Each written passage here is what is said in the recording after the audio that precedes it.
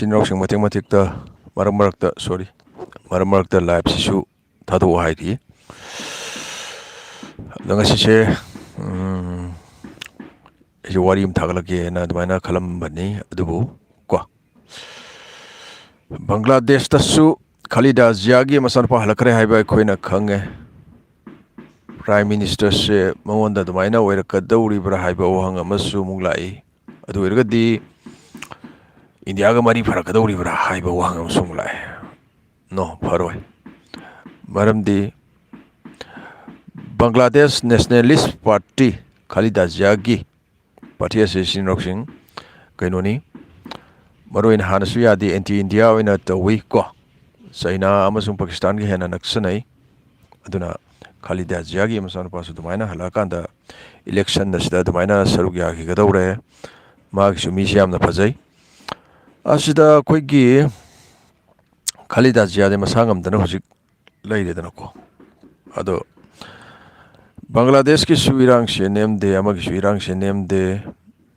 adagi Nigeria da karigino America na heglandari basibu Nigeria ge north western thang basarukta landar hogi air strike tawriba maming di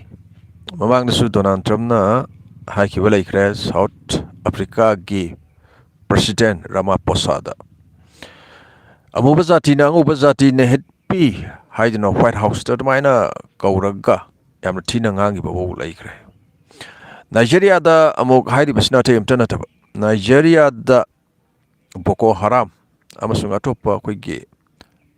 lalubo mayam am leiri makoina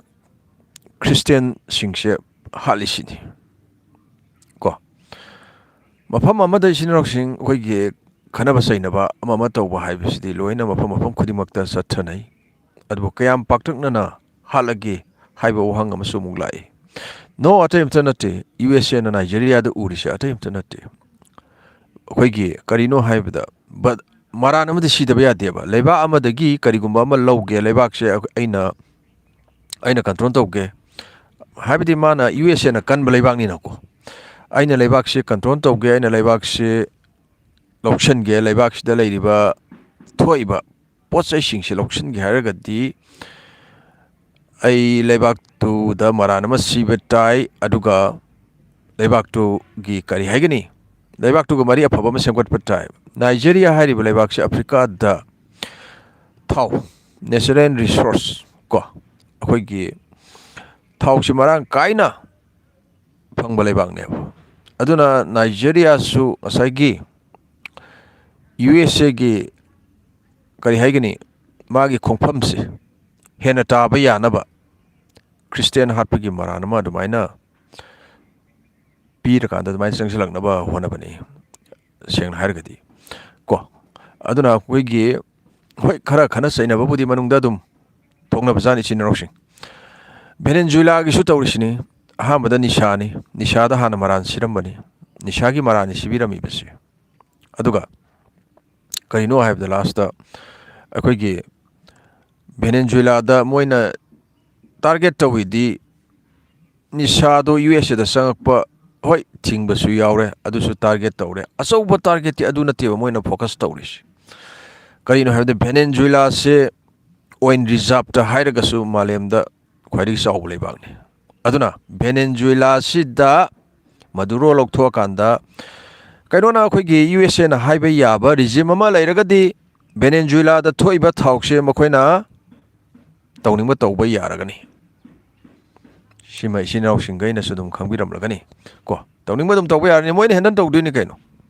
USA da thoiba thau USA da su Texas ki saruk jaga area se onina southern USA haibitare asigi Texas ki saruk jaga se su mamangai da masida thau phajana layeba Texas ki saruk se asida mamangai de sinau sing kumaina tawge haibida koigi Mexican Empire ni sinroxing palami bas Mexican Empire ni ngasidi bitra live boina tawrage ayam se gisang wari se kitang ngasi se khoi isa se lok thung doira kanom tawre aduna kitang sikman na ise tumure tumsat nu bhayana isa se kanu tawput aduna ngasi live buina thar again adumaina loina sujalasena aduna Mexico gi asagi Texas ka lairi basaruk ase sinrok sing Mexico ga su thangnare masi Mexican empire na yam song palami adu lan songna gi USA ga maram di kari maram gi no haibda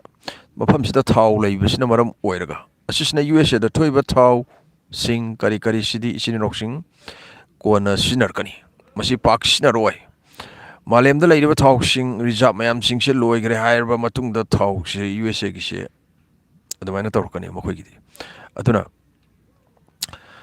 yengbi sinrok sing Taiwan gi da so mu laksi pik khraba Taiwan se China na lan tawraga loksin badi krishnati amarom da hairugadi masida Taiwan pikrab leibak sida dugmatik US na support toiba Japan su yoks leiba si kari maram giro hai bi sinok koi wahang am sung la asagi Taiwan si hujik lan soknar kan da lan even khalasi Taiwan da lan soknar re US na lan tas le masida Japan su yoks le US su yoks le kani Japan yoks ka da bai maram da yajirki USA yoksila hain khalasi adu ergadi malem da ikoina sinariba mobile phone boiro laptop car nung kari ama loina man tang hengat kharne maram di kari maram gino haibda akoina su khange malem da ayama puthoiba khoi gi chipset ko akoi mobile sab da yauri ba any electronics ki gadgets sing ko hojik tholaiba car singai se anoba car singsida electronics ki adumba device mayama yauri danako mamangai gi car singdi hanglaktana the bike tisu kari dasu aduna malem da lairiba each and every sector khudimakta awaba mayong nagani mobile phone gi maman adumatik atia yogani any problem singi refrigerator or so ama maramdi kasai koina mamang de khangre chipset se sari se ayamana malem da puthu ise Taiwan hairi bale ba asini akoina sukhange hauji iPhone Apple hairi ba phone sida happy ba chipset se su Taiwan da sab chipset ni aduna ayamba Taiwan da dumaina sai Taiwan da sar ga puthu I adubu America China ga Taiwan ga nakan amada yanadraga su nakan amada di amuk yanai haibadi karino haibada khoi gi kainoniko business ki matang ase laloriti ki trade and commerce ki matang sidadi loina yanai haibdi kari gino haibda khoi gi ngasai gi chipset se sanaba chipset se kari namuk saduino haibda khoi gi rare earth minerals sing phangiba sina saduini masi 90% China na control to we haibdi khange malem gi aduna China dagi su Taiwan di yolini maram di kari gino haibda paisa do karak na yondraga di paisa karu oiduine ba aduga Taiwan na sumadu laidini aduna sumaini yonsen kharada dumaina taunai masi tauna da basu yadi leba amga aduna kari hanna isina noksin kainone chipset ki concept se hamba da US da gi dumaina horaki scientist ani khangna dumaina tawraga honarki haiba koina khange asisida masigi idea se chipset ki concept se Japan phangraba matungda Japan masida work fazna tawrpa matam sida Japan se amna chawkhat khidore ne USA na masi manam dagre chinok sing Japan se ko sai chipset Japan su adubu Taiwan sarga puthoiba dumaina di puthokte adugi matungda Taiwan gi ngasai kari haigini USA da leiriba flap chipset sariba khoi gi mafam sibo khoina flap hairga khangnei ko masi upun marik ama phok changba yadi hai aduna masi sagat pada su matam se amna kuina changi hai chipset sanaba microchip sing chipset se sanaba khoi gi laboratory hai bitare factory gumba hai bitare sinok masi flap hai se sabda matam yamna changi paisa yamna changi asina maram oiraga ngasai gi khusuman pikna thabak suan ba yaba USA da leiriba flap sing sida thabak sunaba kauba sida Taiwan gi mayama mai sinok sing yauki Taiwan masa sing sina ngasai gi kari hagini USA sidagi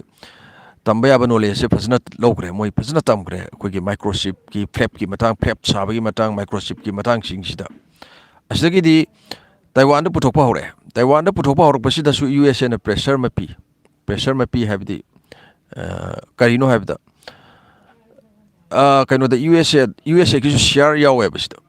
U S ꯑꯦꯒꯤꯁꯨ share ꯌꯥꯎꯔꯤ U S ꯑꯦꯗ ꯄꯤꯒꯗꯕꯅꯤ ꯅꯈꯣꯏꯅ ꯁꯥꯔꯤꯕ ꯐ꯭ꯂꯦꯞꯁꯤꯒꯤ ꯁꯤꯒꯤ ꯄꯥꯔꯁꯦꯟꯇꯦꯖꯁꯤꯡꯈꯩꯗꯤ U S ꯑꯦꯗ ꯄꯤꯒꯗꯕꯅꯤ ꯅꯈꯣꯏꯅ ꯀꯩꯅꯣꯗꯒꯤ ꯇꯧꯈꯤꯕꯅꯤ ꯑꯗꯨꯃꯥꯏꯅ ꯇꯧꯔꯀꯥꯟꯁꯤꯗ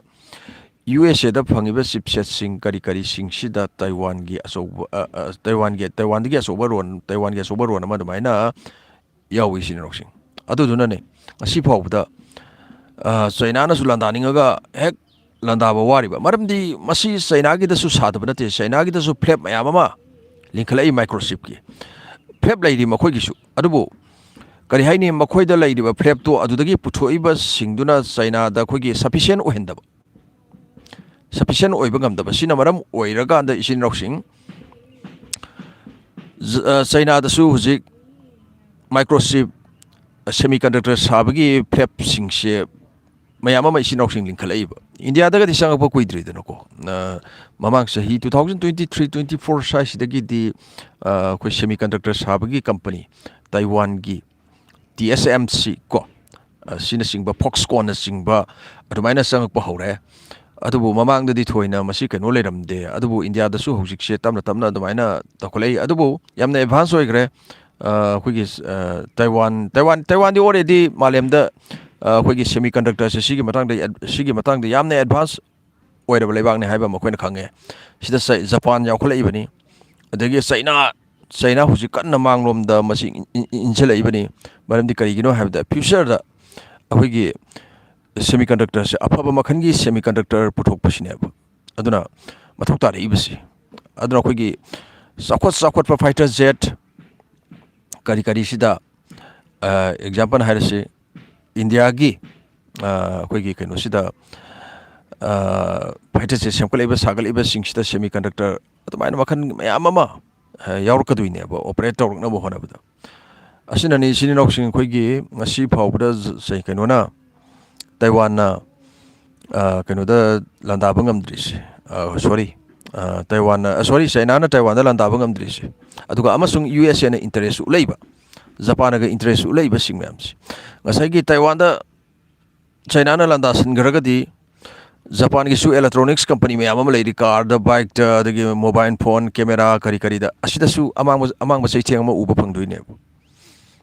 ꯑꯁꯤꯅ ꯃꯔꯝ ꯑꯣꯏꯔꯒꯅꯤ ꯑꯗꯨꯅ ꯏꯆꯤꯟ ꯏꯅꯥꯎꯁꯤꯡ ꯑꯩꯈꯣꯏꯒꯤ ꯂꯥꯛꯏꯕ ꯑꯩꯈꯣꯏꯒꯤ 2025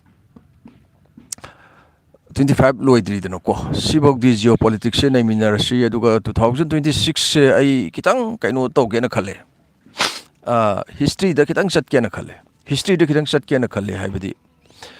ꯉꯁꯥꯏꯒꯤ ꯑꯩꯈꯣꯏꯒꯤ ꯑꯃꯦꯔꯤꯀꯥꯅ ꯑꯩꯈꯣꯏꯒꯤ ꯍꯥꯟꯅ ꯃꯃꯥꯡꯉꯩꯗ ꯏꯆꯤꯟ ꯏꯅꯥꯎꯁꯤꯡꯈꯩꯅꯁꯨ ꯑꯗꯨꯝ ꯈꯪꯕꯤꯔꯝꯒꯅꯤ ꯃꯃꯥꯡꯗꯁꯨ ꯑꯩ ꯃꯃꯥꯡꯗ ꯚꯤꯗꯤꯑꯣ ꯁꯦꯝꯖꯈ꯭ꯔꯕ ꯃꯥꯜꯂꯦ ꯁꯣꯒꯨꯟ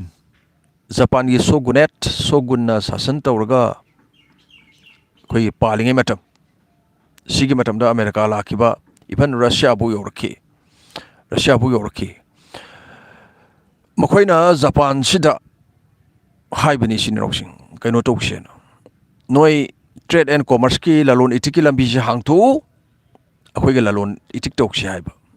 ꯖꯄꯥꯟꯅ ꯌꯥꯗꯕ ꯃꯇꯝꯗꯨꯗ ꯖꯄꯥꯟꯅ ꯂꯂꯣꯟ ꯏꯇꯤꯛ ꯇꯧꯏꯁꯦ ꯀꯅꯥꯅꯣ ꯍꯥꯏꯕꯗ ꯆꯩꯅꯥꯒ ꯈꯔ ꯇꯧꯅꯩ ꯍꯥꯏ ꯁꯣꯒꯨꯅꯦꯠꯅ ꯄꯥꯜꯂꯤꯉꯩ ꯃꯇꯝ ꯍꯥꯏꯕ ꯇꯥꯔꯦꯀꯣ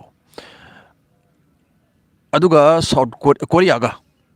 ꯃꯗꯨꯗꯗꯤ ꯁꯥꯎꯠ ꯀꯣꯔꯤꯌꯥ ꯅꯣꯔꯠ ꯀꯣꯔꯤꯌꯥ ꯍꯥꯏꯕ ꯂꯩꯇ꯭ꯔꯤ ꯑꯁꯤꯒꯤ ꯀꯣꯔꯤꯌꯥꯒꯤ ꯂꯩꯕꯥꯛꯁꯤꯒ ꯆꯩꯅꯥꯒꯤ ꯂꯩꯕꯥꯛꯁꯤꯒ ꯖꯄꯥꯟꯒ ꯂꯂꯣꯟ ꯏꯇꯤꯛꯀꯤ ꯃꯇꯥꯡꯁꯦ ꯈꯔ ꯇꯧꯅꯕ ꯅꯠꯇꯅ ꯑꯇꯣꯞꯄ ꯂꯩꯕꯥꯛ ꯇꯧꯅꯍꯟꯗꯦ ꯍꯥꯏ ꯑꯁꯤꯁꯤꯗ ꯖꯄꯥꯟꯗ ꯀꯥꯟꯅꯕ ꯃꯌꯥꯝ ꯑꯃꯗꯤ ꯂꯩꯔꯦ ꯈꯪꯕꯗꯒꯤ ꯑꯃꯦꯔꯤꯀꯥꯒꯤ ꯁꯤꯞ ꯖꯍꯥꯖ 3 ꯂꯥꯛꯑꯦ ꯍꯥꯏ ꯃꯇꯝꯗꯨꯗ ꯌꯥꯝꯅ ꯑꯦꯗꯚꯥꯟꯁ ꯑꯣꯏꯔꯦ ꯍꯥꯏ ꯃꯈꯣꯏꯁꯤ ꯑꯩꯈꯣꯏꯒꯤ ꯀꯔꯤ ꯍꯥꯏꯒꯅꯤ ꯑꯩꯈꯣꯏꯒꯤ ꯖꯄꯥꯟꯒꯤ ꯌꯦꯡꯅꯕꯗ ꯑꯁꯤꯁꯤꯅ ꯖꯄꯥꯟꯅ ꯈꯪꯈꯤꯕ ꯑꯃꯈꯛ ꯂꯩꯕ ꯃꯔꯝꯗꯤ ꯀꯔꯤꯒꯤꯅꯣ ꯍꯥꯏꯕꯗ ꯋꯦꯁꯇꯔꯟꯒꯤ ꯖꯍꯥꯖꯁꯤꯡ ꯑꯁꯤꯅ ꯂꯥꯛꯑꯀꯥꯟꯁꯤꯗ ꯆꯩꯅꯥꯗ ꯂꯥꯟꯗꯥꯈꯤꯕ ꯆꯩꯅꯥꯒꯤ ꯑꯩꯈꯣꯏ ꯀꯔꯤ ꯍꯥꯏꯒꯅꯤ ꯂꯥꯟꯒꯤ ꯈꯨꯠꯂꯥꯏꯁꯤꯡ ꯖꯍꯥꯖꯁꯤꯡ ꯀꯌꯥ ꯑꯃ ꯑꯀꯥꯏ ꯑꯇꯣꯏ ꯅꯪꯈꯤꯕꯅ ꯊꯣꯛꯈꯤꯕ ꯃꯌꯥꯝ ꯑꯃ ꯑꯗꯨꯃꯥꯏꯅ ꯊꯣꯛꯈꯤ ꯑꯗꯨꯒ ꯅꯝꯐꯨꯗ ꯂꯂꯣꯟ ꯏꯇꯤꯛꯀꯤ ꯂꯝꯕꯤꯁꯤ ꯑꯗꯨꯃꯥꯏꯅ ꯌꯥꯁꯜꯂꯀꯥꯟꯗ ꯆꯪꯁꯤꯜꯂꯛꯄꯅꯦꯕ ꯇꯧꯔꯤꯁꯦ Thank you so much, Kosam Sailapati. Say thank you. asumai na khoi changchale China da so khoi na khange angang chahi apikpa angang amana ningthau oiraga palami haiba ma mana pan basidagi sinoksing mathang mathang sum kaina grakanda Chinese Civil War gi matang su dum lakhre ko masima ikhoina khange asigi ta yamna interesting oiba aina history gi matang khara pukasar ke na hai si kari no habda history dagi leiba amgi akhoi Asia gi warsu Europe gi warsu any mafam amagi history yamna interesting oiba history sing se akhoi na naina bada mase akhoi gi kari haini hujikang gi angang sing sida su masigi moigi kokta masigi wakalona ma ta horagadi thokiba thokdok mayam sida akhoi da su masumbaga manaba mawong thokloi haiba isinroksing tambangamde ngasagi Japan gi culture se akhoi na uba matamda discipline hoi discipline yamna lei discipline lei na baduna bu Japan asi yawna sakhutpa ngamini isinroksing arubu Japan da su akhoi na Japan se uri se car bike ko electronics ki gadgets sing kari kara sing se isinroksing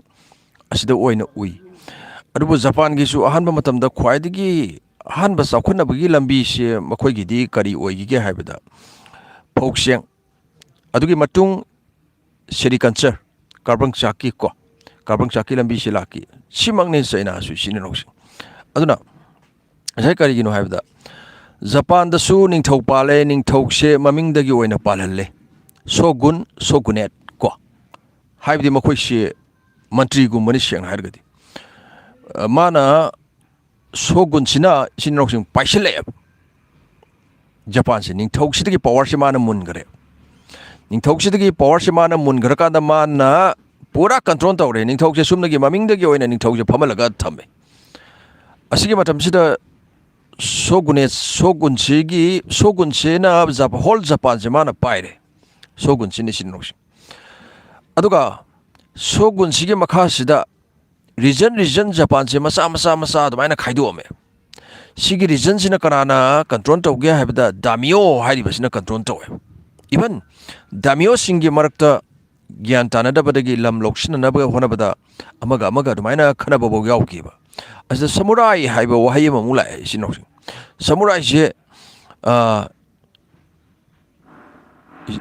isanupi han Japan da matami you the moigi di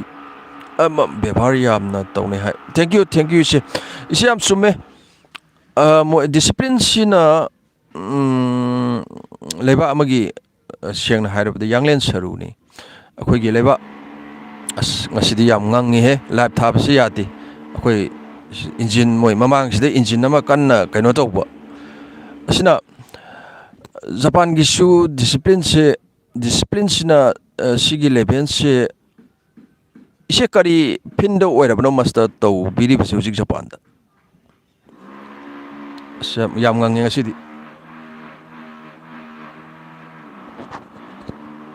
yam nungai tabda aduna Japan gi se asmaina Japan gi se mathang sokle khara ngange mamang de engine nama kaino tokslaktana engine nama khoigi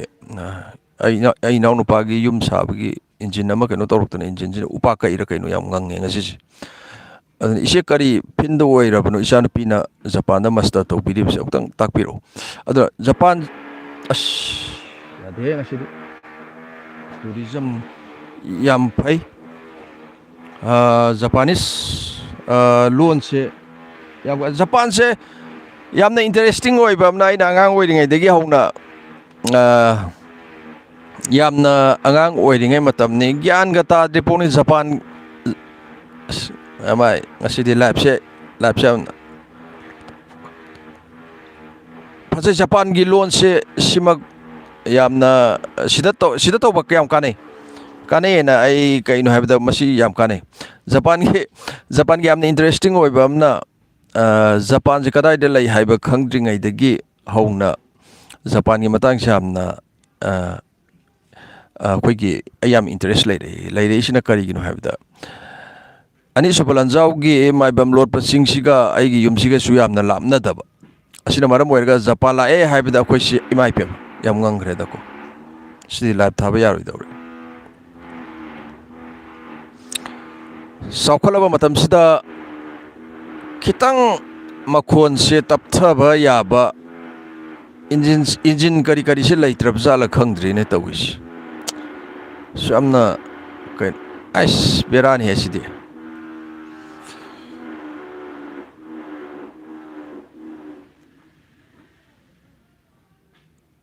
ꯑꯗꯨꯅ ꯑꯁ ꯉꯁꯤꯒꯤ live ꯊꯥꯕꯁꯤ ꯌꯥꯗꯦ ꯃꯥꯒꯤ ꯀꯩꯅꯣꯁꯤ ꯇꯧꯕ ꯂꯣꯟꯗ ꯃꯁꯤ ꯅꯩꯅꯕ ꯌꯥꯏ ꯑꯩꯒꯤ ꯑꯣꯖꯥꯁꯤꯡ ꯑꯃ ꯀꯩꯅꯣ ꯃꯥꯒꯤꯁꯨ ꯃꯆꯥꯅꯨꯄꯥ ꯑꯃ ꯖꯄꯥꯟꯗ ꯑꯗꯨꯃꯥꯏꯅ ꯂꯥꯏꯔꯤꯛ ꯇꯝꯃꯦꯅ ꯌꯨꯝ ꯁꯥꯕꯒꯤ ꯃꯥꯡꯗ ꯑꯩꯒꯤ ꯏꯅꯥꯎꯅꯨꯄꯥꯒꯤ ꯃꯌꯨꯝ ꯁꯥꯕꯒꯤ ꯃꯥꯡꯁꯤꯗ ꯏꯟꯖꯤꯟ ꯀꯩꯅꯣ ꯇꯧꯕ ꯎꯄꯥꯛ ꯈꯥꯏꯕ ꯃꯥꯜꯂꯦ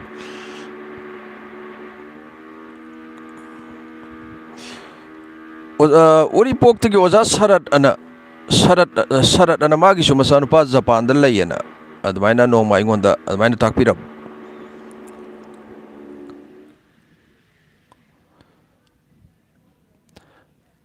ꯅꯣꯡꯃ ꯃꯅꯤꯄꯨꯔꯒꯤ ꯏꯔꯥꯡꯒ ꯊꯣꯛꯇ꯭ꯔꯤꯉꯩꯗ ꯖꯄꯥꯅꯤꯁ ꯈꯔ ꯂꯥꯛꯑꯝꯃꯤ ꯑꯩꯈꯣꯏꯒꯤ ꯁꯤꯗ ꯑꯗꯣ ꯁꯛꯇꯣ ꯏꯃꯥꯁꯨ ꯃꯥꯟꯅꯕꯗꯨꯗ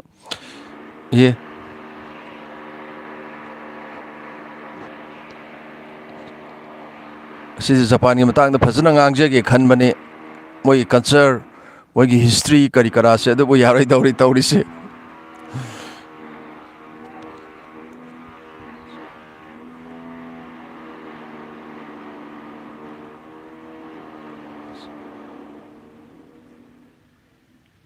ꯃꯥꯏꯁꯦ ꯄꯥꯛ ꯂꯣꯏꯒꯗꯧꯕ ꯃꯥꯟꯗꯦ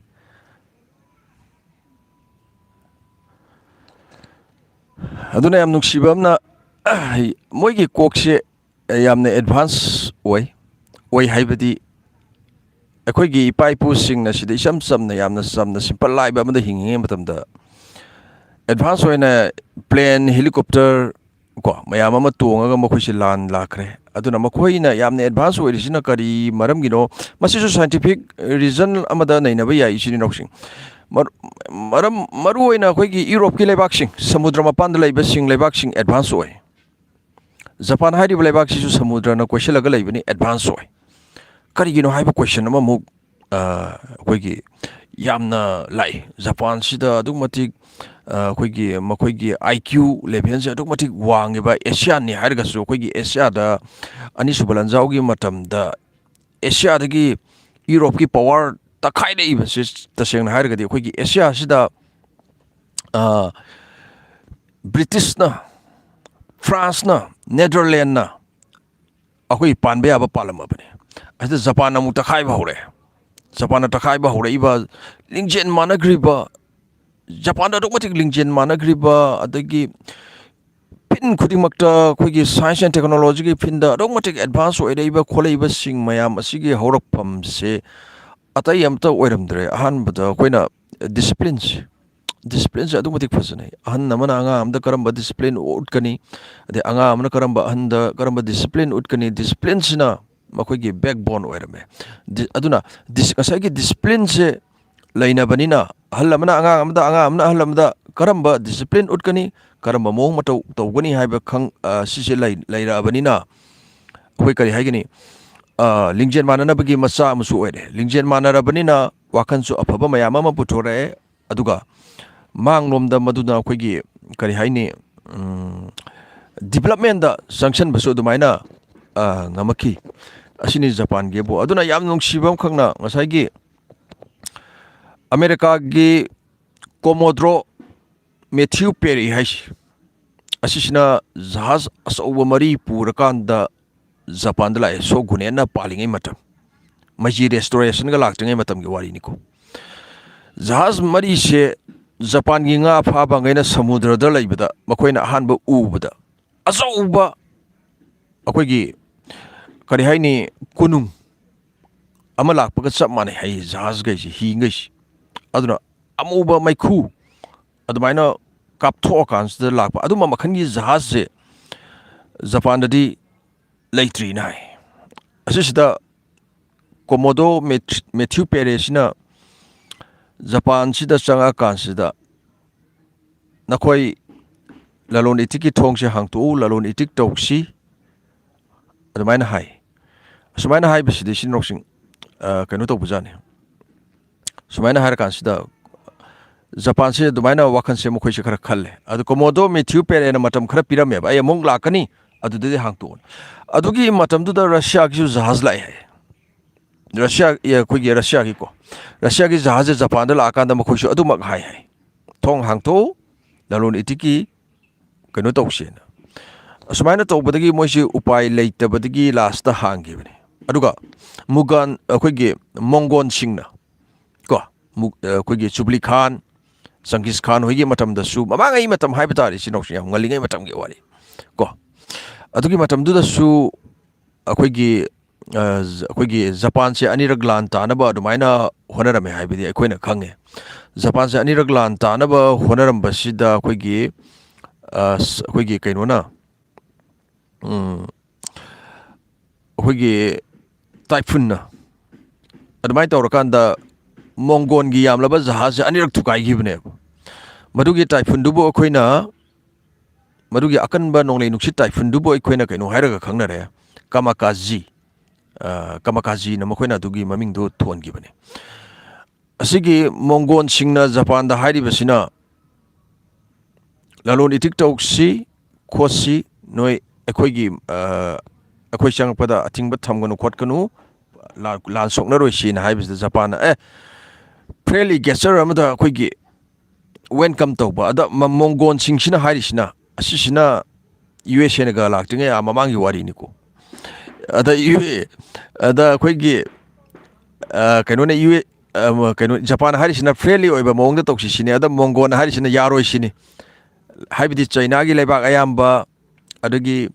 akoigi Central Asia gi even Middle East ki saruk khara yauna adagi akoigi kari haigani Korea Peninsula kari si yauna loina Mongon singna kudum chan gramne ata Japan si khaktang dane makhoina yoksina bu hona base masida Japan sida yauna bu hona bada jahaz South Korea da dumaina san ki sorry South Korea yi matam du de Korea se khaidok tribani na Korea da Mongon singna order am pirak jahaz lising ma saw ada jahaz lising ma du di yamalle adu ding amoy na tawbadagi Mongon gi mi ga thara kan da tawr kan jahaz se lising ma sar kan sida Japan sida lan tawna bana lak pa sida nonglei nuksi sing sida mu mang tahan khare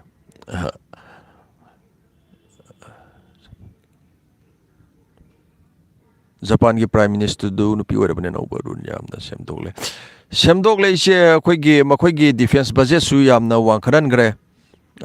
makhoi se han badadi mayam su ena khangbiramagani ani su balanjawgi matamda akoigi loigraba matam Hiroshima Nagasaki da atomic bomb thada kharba matungda Japan ga USA ga akoigi mari ma sign ma tawnare nakhoi USA na nakhoi lan tawraganu nakhoi development da hena focus tawro lan gi khulai saba khotpa tawraganu Japan da attack tawbadudi USA da attack tawbani haina khallaga USA na nga age kholage haidna makoi gi base thamjale military base Japan da leire adigi South Korea da leire sumaina yana gi bagi matungina adubu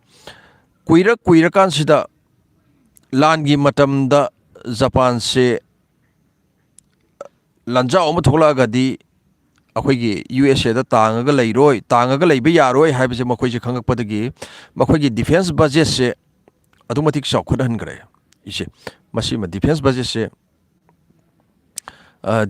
se akoigi yam phajana saukhudan gre aduna lan gi akoigi kari no haibda hana su already ngasai gi yamna interesting oiba Japan gi technology ama khangna kaino haibda masigi mamang su ai wari shemada dum yaujagre akoigi hana already technology gi matang sida saukhalaga laiba ngasai gi akoina tariba akoigi Mitsubishi ka hairiba company karga sariba company se sengna hairuragadi Honda company ga leiriba singse mamang hidi aeroplane second one war gi matamda fighter jet saramba company sing ngaktene ayamana adubu makoi chu hujikse lan gi lambi sida research tawba puthokpagi sangse helai paisa su pai ba leibang ni na aduna makoi gi hatak rail gun gi technology amakak Japan na akhoi puthokibasi asisi sinroksing future da pura angakpa akhoi gi lan gi khulai gi game changer mo oir kadori karino haibda ngasai gi akhoina masi sam rain gun se huji phogdi Japan gi rain gun se akhoi gi kari hani destroyer ship kumba corvette ship kumba da adumani install tawraga hapaga moi test tawkre mai pangna ko aduna ngasai gi karino haibda ngasai gi masi tiang da oigera nongmai da oigera akhoi apaiba port object kapnaba sisida apply tawrkadori masigi technologies kariguma nongmai da oiraga su akhoi gi yamna interesting oibamna masi rail gun gi technology se karino haibda ngasai gi nongmai maru ama akhoina kape nongmai ama kape maru do gun powder do mai sha akanda kapki gadoini madusu akhoina yang haina leinaribani adubu ngasai gi rail gun gi electromagnetic wave energy ama release tawraga kapakpa aduda di nongmai maru gi kangtrup tu susangaroi ngasai gi energy duna ngasai gi projectile maru aduda adubatik fast oina yamna yangna ngasai nongmai maru amana paiba ngamiba yang raba nongmai maru amana paiba ngamiba dudagi triple times hena yangna pairkadori adu ergadi future da akhoi gi masigi technology as fiction halaga nongmai da bu hapo sniper da bu hapo aduk matik yang ba accurate oiba yang abani na akhoi gi kari haigani ngasai gi nungsit ki force asisu thugaira kanda paiba ngamdori aduna yamna sathiba technology ma oir kadori rain gun gi project ase sinnoksing China su paikhali masi India su paikhali USA su paikhalama bani saurangna $500 million muki project se USA gi thadaraba bani rain gun da adu mai pakpo ngamgidi adu nauna masigi USA gi rain gun gi project ase amuk renew to hongidore makhoi masi sana bana isinoksing aduna Japan ahan balibag technology chakhotpani na aina sum khanbada lan gi matang se sida akhoi Japan se chakhotkiba kuiroi haina khali maramdi karigino haibada America gi F-16 se maming yamna satkiba plane haiba akhoi khange America gi F-16 se Japan ga su USA ga su mari nakalam da phabani na USA dagi Japan license lawre license lawra kanda Japan semtoe magi radar bu oigera magi electronic warfare suit bu oigera yauriba akhoi gi system technology mayam se Japan loina sadoe F2 haina maming thole asisina ngasai amon nakalam rom da yenguraga di F-16 sidagi Japan modified tok thoiba F-16 dagi modified tok thoiba F2 sina adumatik advantage hengre plane se sana paibi aba hengre plane gi size hele ko adagi Japan saba kulai sing puba dumaina yare aduna langi matam hojik se akhoi gi maruina akhoi gi su api pe isa sing se science and technology gi matam nina masigi maruina foundation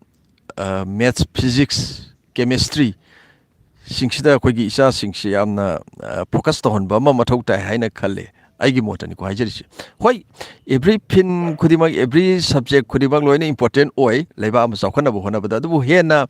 tungda future da mathau tar kadam se akhoi gi maths physics chemistry sigi lambi se yamna sakhana hanba ma mathau tai haina adumaina aigi oina di adumaina logjai aduna sinok sing kaino dagi di nei namina se January dagi di geopolitics ki wari sembasi budi sinok sing kuidi hausi sunga haktang khabarama phakto kanda kitang ko ai sinok sing gaida haijaga daba makhangna geopolitics ki se khabar se akhoi ji hujikti loim phangre mobile phone da amagi application lebak singsi gi habidi news media singsi gi application je koi loi hapsan ba yagre hapsil kanda koi yeng ba khotpa loina yagre adubu analyze to people ishagi oiba concept amada nainabi ba decode to biba manungi masak singse karino manung de yauri ba singse hatak example ni sinok sing khalase USA na adugi yam noning yemne WhatsApp group ta sinok sing target kibada USA na India da haire China na India ki Arunachal Pradesh ki jaga amasung line of action control jaga sida India da lan tasanaba semkat sagal le haina Pentagon dagi adumaina report ama thokle tanjas the report ama thokla ingai sida amok pung si ikan kanadana news media ama dom pau se sat phong dore China na muk USA da mu maran sire karino have that India ga China ga mari sangna thamaka da manglom da sangsela iba akhoi sanction minara iba asida USA na thugaina ba honai haiduna muk tawre sinroxing ta seng har ga geopolitics ne game ngak ni geopolitics magi interest ta admaina thabak tawna bani ibu mathang da Trump gi anoba libiro she ai shamjar ke Donald Trump gi magi wakalon se karino haiba khangde tawrisi yamna maise yamna khoigi kai confuse satpa ama haiba tare khoigi tasengna India gi su tarif ki matang se wari sanari amasung Poseidon maritime plane ama lai adusu India na kaino dagi USA dagi lai ne na tawbudo paisa yanadre mamang da su paisa si yanagi dabane paisa si yanagi daba kaino gi matang do sanction 50% sanction thamjalak tarif thamjalak gi matang sida Indiana Poseidon plane masing nipan laigada bane Poseidon haidiba akhoi mase surveillance ki adumba plane asigi planes sigi planes America dagi nipan laigada basida khara mabudi lairaga sinari khara nipan ma waliba asi se laira roi di direct haidi aduga masigi matang de India khara khangi ge harga dumaina lai adugi matungda maman henkalak padagi ngarang nahan se laira roi haibagi akhoi madugi matangda akhoi deal se 2009 da dumaina tawna kibani sigi matang sidagi plane se maman henkalak pasina maram oiraga India se hold tawraga laigre wari sanabagi matang se asigi matang sida aduna akhoi masi laigadara lairoidra haibase hojik se pura confirm ama dumaina oidri Poseidon plane laibagi matang se aduna masi Donald Trump gi se USA su akhoi uranium lairi thau yamdrabasu kaino dagi lairi adubu India da China su lairi China ga su hantak sanction gi matang mangarang na hansu amuk tawnare hojik haure mai kokse tumina lai tabzane tumina lai bai tabzane aduga akhoi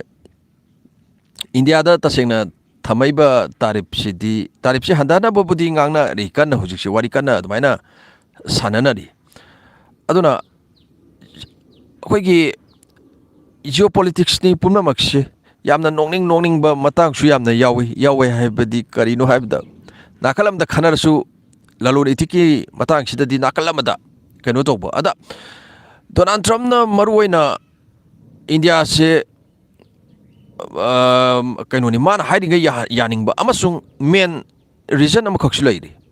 maruwaina dairy product akhoi USA da puthoiba sangom bu oigera ama bu oigera ko sangi sangom dagi sungba product sing se India da thajaning ba sida India di already sangi sangom bu oigera ama bu oigera sigi matang de hana already asoba market ama malem da oiribnina India na madu the interest kaya utapa sisna maram oirga mangon da su asaw su muk ohelle 2026 ta Israel na Iran da landani hairi si Israel se lam yam pam kaino ne Israel gi concept ne haibadi ngasagi Israel gi waklon se ngasagi lam se moi di expand to ba kanana lingi ngai da ngasagi Middle East ta thau leitre Middle East ta thau si loi gi batar ga USA gi interest han gi ne ba Middle East gi aduna ngasagi USA gi backing the power ma adumaina leira kan sida USA na back tawrabanina ngasagi kari haigani Middle East da lamse takshan ba yaba takshan obusine Lebanon lom gi satu oigera ko adagi Syria rom gi nakan do oigera Gaza sisu hujik loire haiba da loire haiba yare sinawsh West Bank su Israel na phanam loksan gare sumnagi map ta aikoina kaino ina ubay wani West Bank gi map to ngana separate oina ubay wani marakta Jewish singna sangsilaga khunda leita raganda mayam ama lesion garabne masisi adu hojik kari gino ba Taiwan hari balebak se recognize to bonate Israel na officially country amani haiduna masigi sum interest koi zain masi nakalam da puzara roige wari sum la agadi nakanakan da sum aigi wari kari haidino khangdi sum nakalam da sakkiba nakalam da sum sakkiba ma aigonda malai asmaina ngasai Taiwan da recognize to de ado Somalia ga Somaliland ga se conflict lai ribne conflict lai ri maram di Somaliland se Somalia gi saruk amani ngarang Israel na koi gi officially recognize to kre dano ko kaino mani country amane na Israel na ahan balai baksu oigre malemda aro conflict su lai ribani Somalia ga Somaliland ga 1991 dagi Somaliland na masa mathanda makoi se adumaina koi gi sovereign state ama ningkhatam balaiba amani haiduna adumaina makoina lokthokchagi bagi wani adubu malem gi laiba amtana maru recognize to bana teba ado parap sangsila kanda Israel na recognize to isi kari gino ngasai gi Yemen da laiba Houthis sing amasung Iran da makha gi side gi takhairak na bane lan gi matam da just Israel khaktang da gi kamna bana tab ngasai gi Somalia da agriculture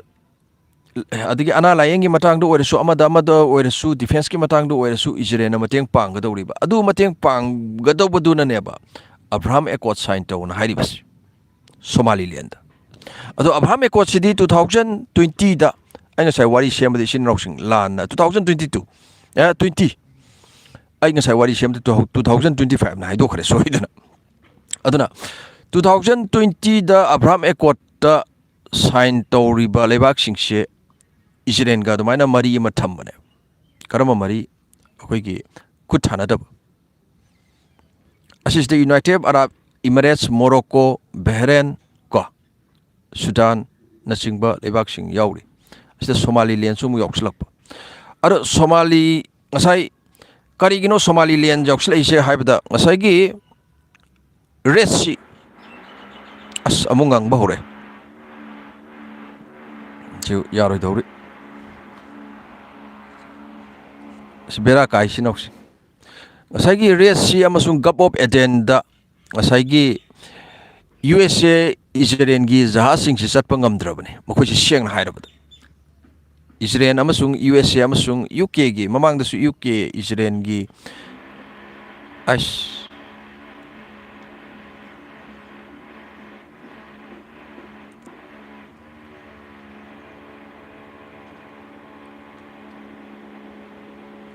Sinoxing nungai te ngasi di khoigi moi asi injin na hangai dingang dabni ngasi upak ke kanu to baido male adana khoigi ngasai gi atem dana te Somaliland se recognize to ise ngasai gi USA gi khut aso ma yawe na khangi bisina ngasai gi Donald Trump na 2020 da Abraham Accord se dumaina lingkhat ke bani Washington DC da asida leibak singai se leibak mai pe ada leibak taruk se kanu to kiba leibak taruk se maduda sign tawna duna dumaina ya na kiba ada hadak su F35 ki matang da isin roksing F35 leibagi matang da Saudi Arabia ni F35 leigi habe matang da Israel na khuting jela idana Israel na harisina Saudi Arabia su Abraham Accord sign taw adu erga di F35 yon ba USA na F35 Saudi Arabia da yon ba se koina khuting jela oi asine as happily how we masi engine jisu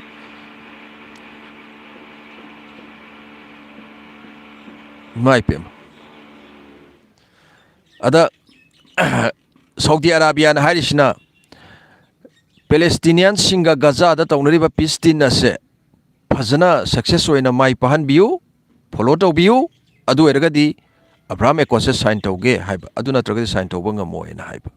ꯑꯁꯤꯁꯤꯅ ꯁꯣꯃꯥꯂꯤꯂꯦꯟꯁꯦ recognise ꯇꯧꯔꯛꯏꯁꯦ ꯑꯇꯩ ꯑꯝꯇ ꯅꯠꯇꯦ ꯑꯩꯈꯣꯏꯒꯤ ꯂꯥꯟꯁꯦ ꯇꯧꯔꯛꯄ ꯏꯃꯥꯏꯄꯦ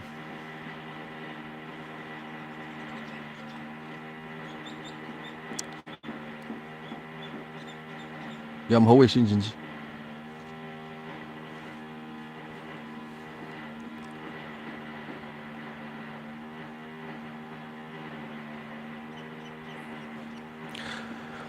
Donan Tarif of USA kꯧwe handanabadi wari se kana sanari tarif ki saitheng se khara dum ꯑꯩꯈꯣꯏꯗꯁꯨ ꯑꯗꯨꯝ ꯈꯔ ꯑꯗꯨꯝ ꯂꯣꯏꯅ ꯐꯪꯅꯕꯅꯤ ꯂꯩꯕꯥꯛ ꯈꯨꯗꯤꯡꯃꯛ ꯃꯁꯤ USAꯗꯁꯨ ꯑꯗꯨꯝ ꯐꯪꯕꯅꯤ ꯏꯟꯗꯤꯌꯥꯗꯁꯨ ꯑꯗꯨꯝ ꯐꯪꯉꯤ ꯇꯧꯔꯤꯕꯁꯤ ꯑꯗꯨꯅ ꯉꯁꯥꯏꯒꯤ ꯑꯇꯩ ꯑꯝꯇ ꯅꯠꯇꯦ ꯁꯣꯃꯥꯂꯤꯂꯦꯟꯒꯤ ꯏꯆꯤꯟ-ꯏꯅꯥꯎꯁꯤꯡ ꯑꯩꯈꯣꯏꯒꯤ ꯔꯤꯀꯣꯛꯅꯥꯏꯖ ꯇꯧꯔꯛꯏꯁꯦ ꯌꯦꯃꯦꯟ ꯑꯃꯁꯨꯡ ꯏꯔꯥꯟꯗ ꯃꯈꯥ ꯊꯪꯕ ꯁꯥꯏꯠꯁꯤꯗꯒꯤ ꯂꯥꯟꯗꯥꯁꯟꯕ ꯌꯥꯅꯕꯒꯤꯗꯃꯛꯇ ꯁꯣꯃꯥꯂꯤꯂꯦꯟꯁꯦ ꯔꯤꯀꯣꯛꯅꯥꯏꯖ ꯇꯧꯔꯀꯥꯟꯁꯤꯗ ꯑꯗꯨꯃꯥꯏꯅ ꯇꯧꯔꯛꯄꯅꯦ ꯁꯤꯗ ꯑꯩꯈꯣꯏꯅ USAꯒꯤ ꯃꯁꯤ ꯌꯥꯝ ꯐꯔꯛ ꯇꯥꯗꯧꯔꯤ ꯑꯩꯈꯣꯏꯅ ꯃꯁꯤꯗ USAꯒꯤ ꯈꯨꯠ ꯑꯆꯧꯕ ꯑꯃ ꯌꯥꯎꯏ ꯍꯥꯏꯕꯗꯤ ꯉꯁꯥꯏꯒꯤ ꯑꯕ꯭ꯔꯥꯍꯥꯝ ꯑꯦꯀꯣꯔꯗꯁꯤꯅ ꯃꯌꯦꯛ ꯁꯦꯡꯅ ꯑꯗꯨꯝ ꯇꯥꯛꯏꯕ ꯏꯆꯤꯟ-ꯏꯅꯥꯎꯁꯤꯡ ꯌꯥꯝ ꯅꯨꯡꯉꯥꯏꯔꯦ ꯂꯥꯏꯚꯁꯦ ꯌꯦꯡꯕꯤꯕꯒꯤꯗꯃꯛꯇ ꯉꯁꯤꯁꯦ ꯑꯩ ꯚꯤꯗꯤꯑꯣꯁꯦ ꯊꯥꯒꯠꯂꯛꯀꯦꯅ ꯇꯧꯕꯁꯤꯗ ꯏꯁꯥꯁꯦ ꯈꯤꯇꯪ ꯀꯔꯤ ꯍꯥꯏꯗꯣꯏꯅꯣ ꯈꯪꯗꯦ ꯂꯣꯛ ꯂꯥꯛꯀꯗꯕ꯭ꯔꯥ ꯀꯔꯤꯅꯣꯝ ꯇꯧꯋꯦ ꯑꯗꯨꯅ ꯖꯅꯋꯥꯔꯤꯗꯒꯤꯗꯤ ꯍꯤꯁꯇ꯭ꯔꯤꯁꯦ ꯈꯔ ꯏꯟꯇꯔꯦꯁꯇꯤꯡ ꯑꯣꯏꯕ ꯍꯤꯁꯇ꯭ꯔꯤꯁꯦ ꯑꯩ ꯈꯤꯇꯪ ꯁꯦꯝꯖꯔꯛꯀꯦ ꯏꯆꯤꯟ-ꯏꯅꯥꯎꯁꯤꯡ ꯑꯩꯈꯣꯏꯒꯤ ꯑꯅꯤꯁꯨꯕ ꯂꯥꯟꯖꯥꯎꯗ ꯍꯤꯠꯂꯔꯅ ꯀꯔꯤꯒꯤꯗꯃꯛꯇ ꯃꯥꯏꯊꯤꯈ꯭ꯔꯤꯕꯅꯣ ꯍꯥꯏꯕꯅꯆꯤꯡꯕ ꯑꯗꯒꯤ